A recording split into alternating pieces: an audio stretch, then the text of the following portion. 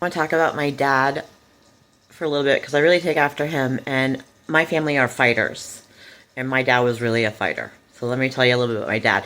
So officially, professionally, he was an orthopedic surgeon.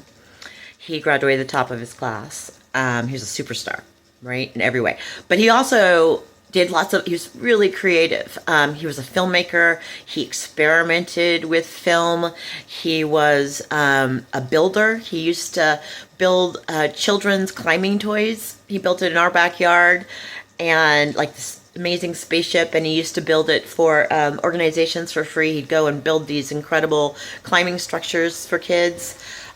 He was a Middle East scholar, and at one point actually went on a dig in Israel. And he was, what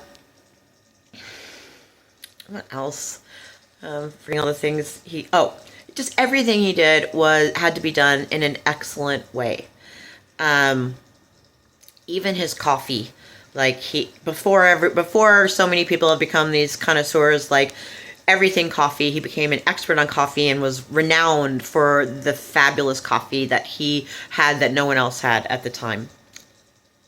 So I definitely take after my dad in sort of my widespread interests and expertise, and the way I fight for excellence, and also the way I fight injustice. So when he came back from special training after being around the world, getting this specialized training for hand surgery and back surgery, I think, and he got back to Toronto,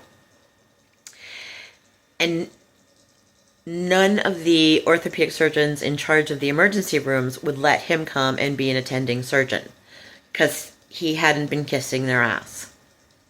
Maybe because he hadn't been kissing their ass for many years as like the rising up other orthopedic surgeons, and also he was Jewish, right? That's probably also part of it.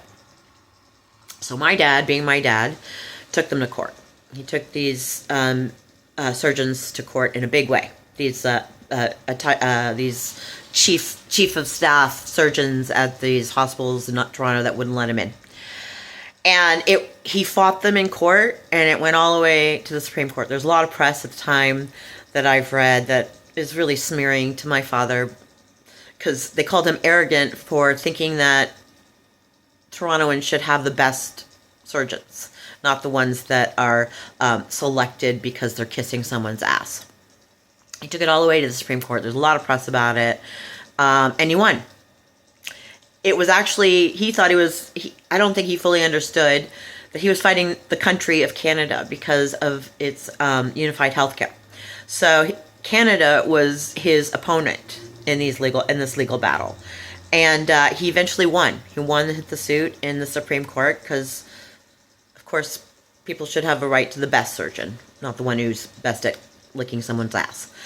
And then Canada appealed this decision, and my dad just didn't have any more money. He didn't have, he was working, but not full time, and he was done. So even though my dad fully believed in free healthcare, that healthcare is a human right, he decided we needed to leave Canada so that he could have a job, basically. And so that's when we moved to Louisville, Kentucky. We immigrated to the States. We moved to Louisville, Kentucky. And I think that was really a good move because my parents found a wonderful community there. And my dad also had a thriving career. But, he was always doing these other things, always so interested in the world. And also, that's the other, also an inventor. He was always inventing new tools that he didn't know how to make into a business. He hated business, he thought. And I don't know where that came from, but I do actually. It comes from what we now call eat the rich, right? He hated the rich people. And so he thought businessmen were nothing but scum. That was a constant conversation in our house about how businessmen are nothing but scum. Anyway, so that's my dad. That's who I came from. And I'm a fighter also. But obviously, as a woman, I can't even get a lawyer for a clearly winnable case where I have tens of millions coming to me. That's this one. Things are so unjust for women. We are so vulnerable. We are so endangered, and this is how men keep us enslaved.